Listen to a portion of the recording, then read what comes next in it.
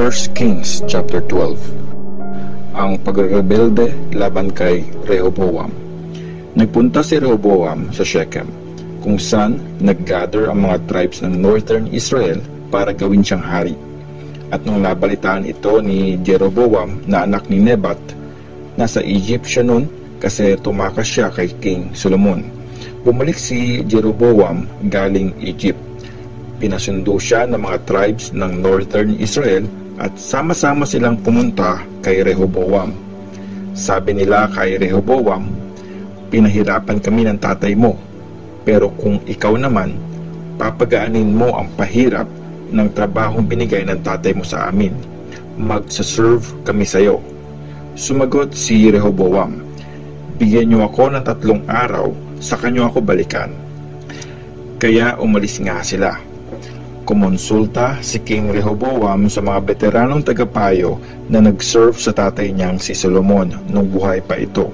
Sabi niya, "Ano sa tingin niyo ang dapat kong isagot sa mga taong ito?" Sumagot sila sa kanya, "Pag pinagbigyan niyo ang request ng mga taong ito at pinagsilbihan niyo sila, at kung maganda ang sasabihin niyo pag sumagot kayo sa kanila, magiging mga servant niyo sila forever." Pero hindi niya sinunod ang advice ng mga veteranong tagapayo.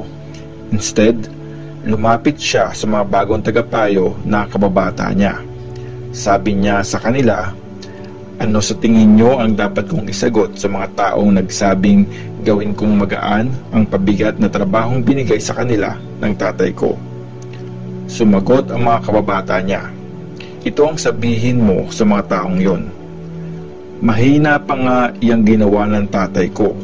At ngayon, kung nabibigatan kayo sa trabahong binigay ng tatay ko, gagawin ko pa itong mas mabigat. Latigong may matulis na bakal naman ang gagamitin ko sa inyo." Bumalik sina Jeroboam at ang mga tao kay Rehoboam after 3 days, gaya ng sinabi ng hari. Masakit na salita ang sagot ng hari sa mga tao. Hindi siya sumunod sa advice sa kanya ng mga veteranong tagapayo. Sinunod niya ang advice ng mga bagong tagapayo na kababata niya at sinabi, "Mabigat ang trabahong binigay ng tatay ko, pero gagawin ko pa itong mas mabigat. Latigo ang gamit niyang pangdisiplina sa inyo. Latigong may matulis na bakal naman ang gagamitin ko sa inyo." At hindi pinakinggan ng hari ang request ng mga tao. Ito ang gustong mangyari ni Lord para matupad ang mga sinabi niya.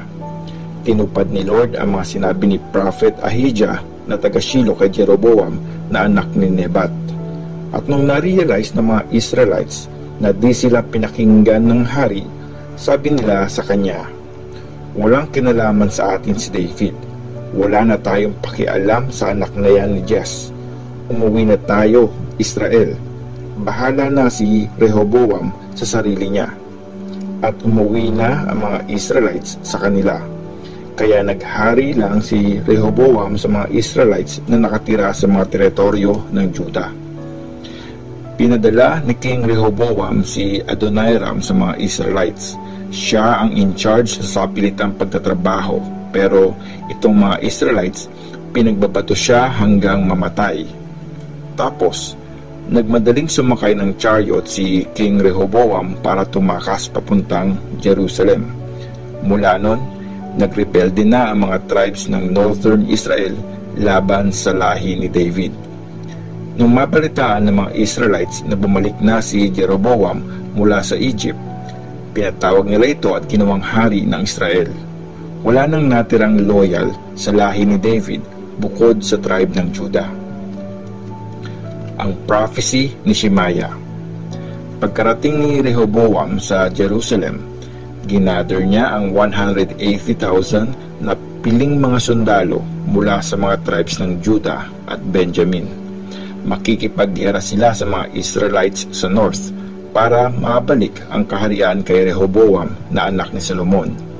Pero sinabi ng Diyos kay Shemaiah na prophet, "Sabihin mo kay Rehoboam, anak ni Solomon at hari ng Juda, pati na rin sa lahat ng taga-Juda at Benjamin at sa lahat ng mga tao. Ito ang sinasabi ni Lord, huwag kayong makipaggera laban sa mga kamag-anak niyong Israelites. umuwi na kayo.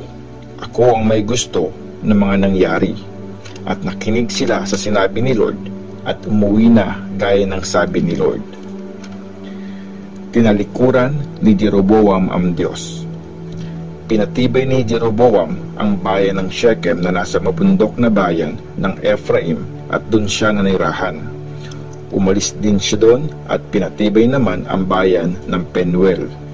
Naisip ni Jeroboam, baka magbalik loob sa lahi ni David ang mga tao sa kaharian ko. Pag tuloy-tuloy silang nag-offer ng sacrifice kay Lord sa temple sa Jerusalem, baka maging loyal ulit sila sa master nilang si King Rehoboam ng Judah.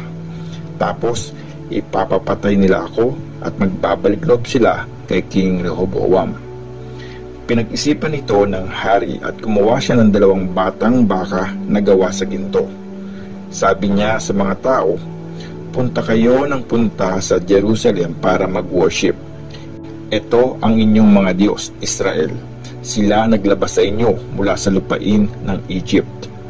Nilagay niya ang isa sa mga gintong baka sa Bethel, tapos yung isa naman sa Dan. Nagkasala ang mga tao dahil may mga nagwo-worship sa Bethel at meron ding pumupunta sa Dan. Nagpatayo din si Jeroboam ng mga altar sa matataas na lugar at nag-appoint ng mga priest na hindi galing sa tribe ni Levi. Nag-set ng piyesta si Jeroboam tuwing pang-15 na araw ng pang-8 buwan, gaya ng piyesta sa Judah. Nag-offer siya sa altar sa Bethel, doon sa mga batang baka na ginawa niya. Naglagay siya doon ng mga priest para mag-serve sa mga sambahang pinagawa niya.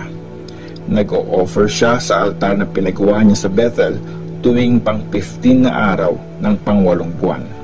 Sa buwan na naisip lang niyang iset, nag-set siya ng piyesta para sa mga Israelites at lumapit siya sa altar para magsunog ng insenso. 1 Kings chapter 13. Ang altar sa Bethel. Biglang may prophet galing sa Judah na dumating sa Bethel sa utos ni Lord. Nung time na yon, nakatayo si Jeroboam sa may altar para magsunog ng insenso. Sa utos ni Lord, sinigawan ng prophet ang altar. O altar, altar, ito ang sabi ni Lord. Tingnan mo, may ipapanganak sa lahi ni David. Josiah ang pangalan. Iaalay niya sa ibabaw mo ang mga priest sa matataas na lugar na nagsusunog ng insenso sa iyo. Magsusunog siya ng mga buto ng tao sa ibabaw mo. Nagbigay din ng sign ang prophet nung araw na yon. Sabi niya, ito nga ang sign na si Lord ang nagsasalita.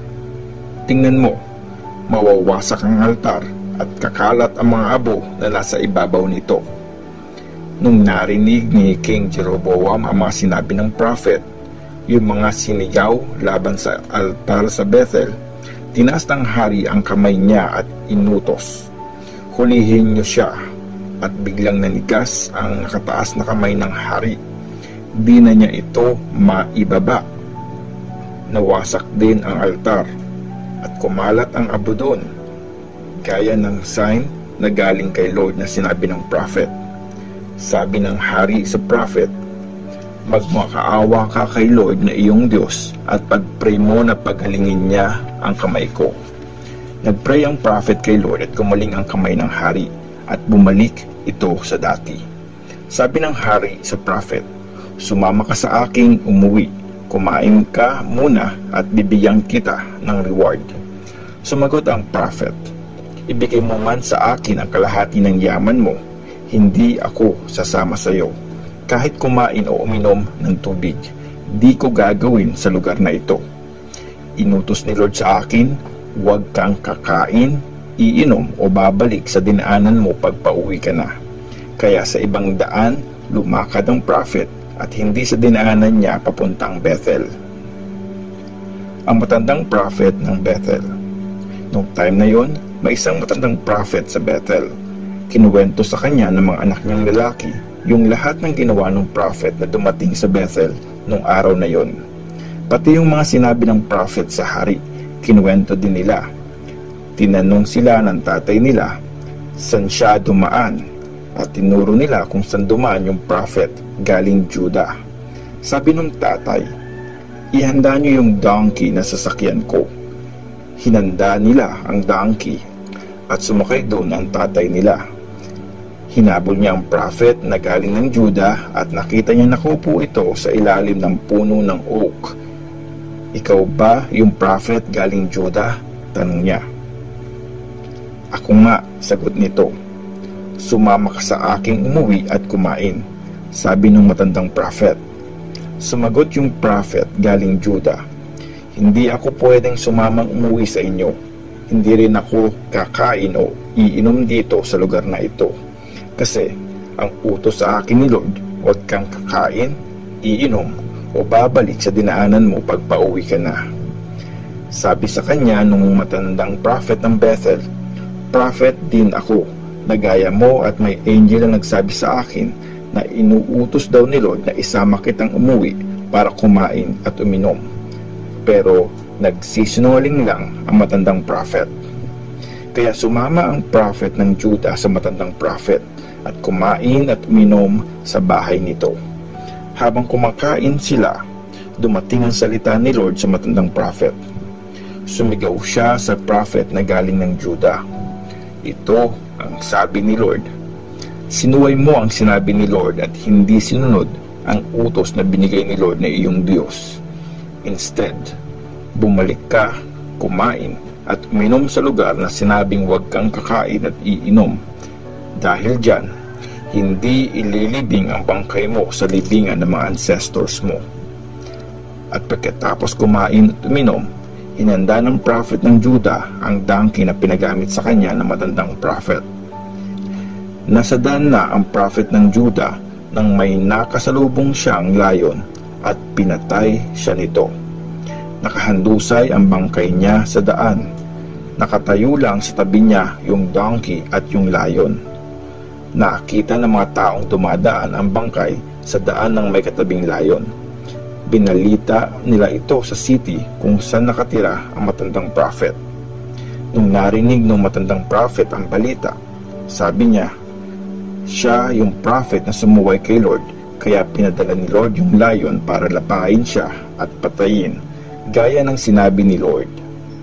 At sinabi niya sa mga anak niyang lalaki, ihanda nyo ang donkey para sa akin. At hinanda nga nila ito. Umalis siya at nakita ang bangkay ng prophet ng Juda na nakahandusay sa daan habang may donkey at layon na nakatayo sa tabi nito. Hindi kinain ng layon ang bangkay o niluray ang donkey. Kinuha ng matandang prophet ang bangkay at sinakay sa ibabaw ng donkey. Dinala niya ito pabalik sa Bethel para ipagluksa at ilibing. Nilibing nila ang bangkay sa libingan ng pamilya ng matandang prophet. Nagluksa sila para dito at sinabi, O kapatid ko. Pagkatapos nila itong ilibing, binili niya sa mga anak niya, pag namatay ako, ilibing niyo ako kung saan nakalibing ang prophet. Itabi niyo ang buto ko sa mga buto niya, kasi sigurado mangyayari yung mga pinasabi ni Lord sa kanya laban sa altar ng Bethel at sa mga sambahan sa mga city ng Samaria. Tuloy-tuloy ang kasalanan ni Jeroboam. Hindi pa rin tinalikuran ni Jeroboam ang masasama niyang gawain. Patuloy pa rin siyang naglagay ng mga priest sa matataas na lugar mula sa kahit anong tribe lang. Kahit sinong gustong maging priest, ginawa niyang priest. Ang mga ginawa niyang ito ang nagdala ng kasalanan sa lahi ni Jeroboam, kaya naputol ang lahi niya at nawala sa balat ng lupa.